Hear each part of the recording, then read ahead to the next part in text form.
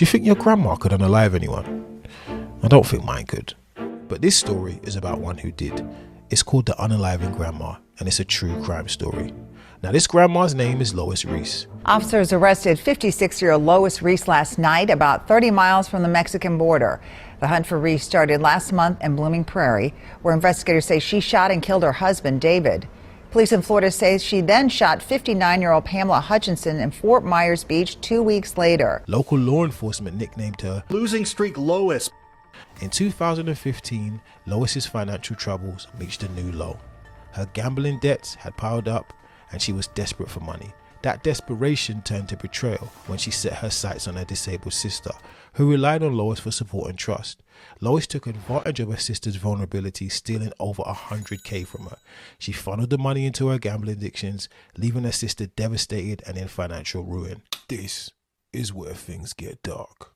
By March 2018, Lois's financial troubles had escalated. Her gambling addiction and unpaid debts strained her marriage to David, a man who had long supported her but was increasingly frustrated by her behavior.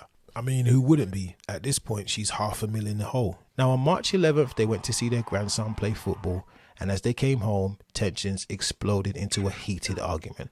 According to Lois, David handed her a .22 caliber, and during the fight, he taunted her by saying, "Why don't you just unalive yourself? Maybe you'll finish the job this time." I wouldn't have done that. Now, knowing that Lois had already attempted to unalive herself following the betrayal to her sister, this wasn't just a particularly cruel thing to say, but also handing a loaded firearm to someone during a heated argument. Well, this wasn't just David's worst idea. It's so dumb. It turned out to be his last idea. Instead of turning the gun on herself, Lois aimed it at her husband, and in a moment of rage, she fired twice. Pow, pow, striking him in the chest and unaliving him. Now, for days, Lois continued her life as if nothing had happened. She wrapped David's body in a blanket and left it behind the bathroom. While forging his signature on 3 checks, she transferred $11,000 from his business account into her own and then gambled it away at the casinos. So grandma is out here living her best life while grandpa is literally rotting in the toilet. She would need more money though. It wouldn't be long until forging her husband's signature would raise red flags. Also, there's only so long she could keep giving excuses for David's absence at work. She had to get out of town, but to truly disappear, she would need a new identity. On the run, she stole her husband's SUV and got the out of Dodge. If you want to start heading south, would you take 35 south, just to keep going on down to the next state? Is that the way to go, you think? I think so, because I think that goes, 35 goes through, well, it goes down to Omaha, like past Omaha and all that. Okay, well, thank you. Yep. When David's business partners reported him missing on March 23rd, police discovered his body at the couple's home.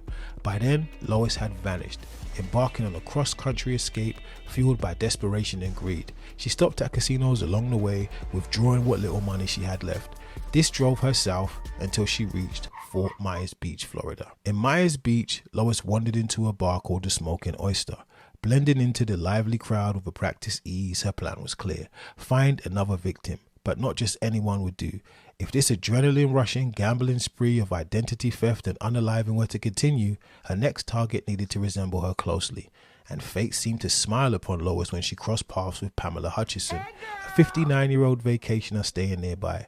Pamela bore an uncanny resemblance to Lois, and the two quickly hit it off, laughing and sharing jokes with the bar's patrons. For Pamela, it was a carefree night with a friendly stranger.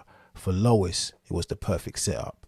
As hours slipped by, the two decided to continue their conversation in Pamela's room at the Marina Village. The only way this makes sense is if Pamela's trying to smash Lois. Extending the night, Pamela didn't realize it would be her last. On April 5th, in the quiet confines of room 404, Lois put her plan into motion. She pulled out her pew and popped Pamela twice in the chest, unaliving her instantly. With a chilling efficiency, Lois wrapped Pamela's body in towels, an eerie echo of how she had concealed her husband's corpse just weeks earlier. 911, there's emergency? Yes, this is at Marina Village in Snug Harbor down in Fort Myers Beach, and there's a dead body in one of the units. And her body's covered in towels and there's blood in there. So at this point, she's basically a serial unaliver. She's killed 2 different people exactly the same way and just gone on living her life. She ransacked Pamela's room, stealing Pamela's credit cards, car, and even clothes. Armed with a new alias and a fresh vehicle and a suitcase full of Pamela's belongings, Lois felt unstoppable. She was ready to hit the casinos again, confident that nothing could get in her way. But her overconfidence would prove to be her undoing. So the casino's like crack to her. She's out here robbing people, carjacking people, unaliving people, just to go and play the slot machine. The nationwide manhunt, the brutal unaliving of Pamela Hutchinson and the theft of her identity escalated Lois's case to national attention. They dubbed her the unaliving grandma. Her story dominated headlines, and law enforcement agencies across multiple states joined the search. Surveillance footage showed her using Pamela's credit cards at ATM machines and restaurants, leaving a trail for authorities to follow. After nearly an entire month, Lois's run had come to an end. On April 9th, 2018, she was captured at a restaurant in South Padre Island, Texas. She was eating dinner alone when officers acted on a tip, surrounded her, and arrested her without incident.